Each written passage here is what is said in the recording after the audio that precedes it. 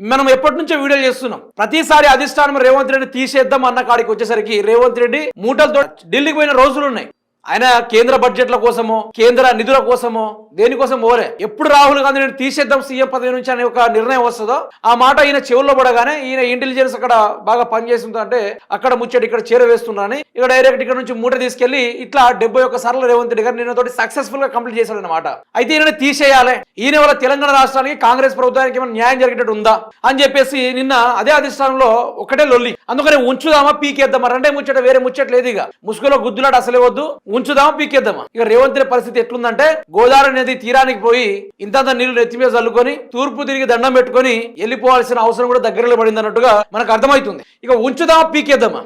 CM తీరుపై ఏఐసిసిలో తీవ్ర చర్చ. మీనాక్షి ఇష్యూని చాలా సీరియస్ గా తీసుకున్న అధిష్టానం రాష్ట్రంలో అధికారాన్ని ఇస్తే తమాషాలు చేస్తున్నారా?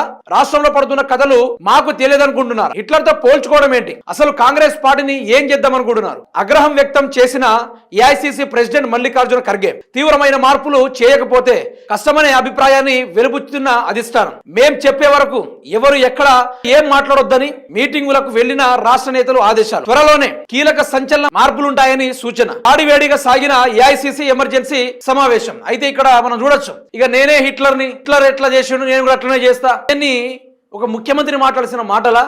మతుండే మాట్లాడుతున్నావా? ఏమైనా తమాషాలు చేస్తా ఉన్నావా? ఈ మధ్య మధ్యలో కిరికిరి పంచాయతీలేంది? నీ మంత్రుల్ని నువ్వు డామినేట్ చేయడేంది? నీ మంత్రులందరూ నీ మీద తిరుగుడేంది? మీ కార్యకర్తలు నీ మీద తిరుగుబాటు చేసుడేంది? ప్రజల భూములు లాక్కునుడేంది? ఎప్పటి నుంచో చూస్తున్నాం రేవంత్ రెడ్డి నీ కథనాలు, ఎప్పటి నుంచో చూస్తున్నాం. నిన్ను ఉంచాలా తీసేయాలా అని ముచ్చడం మీద మేము ప్రతిసారి నిర్ణయం తీసుకుంటున్నాం అని చెప్పేసి నిన్న మల్లికార్జున ఖర్గే గారు ఆ ఏఐసిసి మీటింగ్ లో అయితే సీరియస్ కావడం జరిగింది.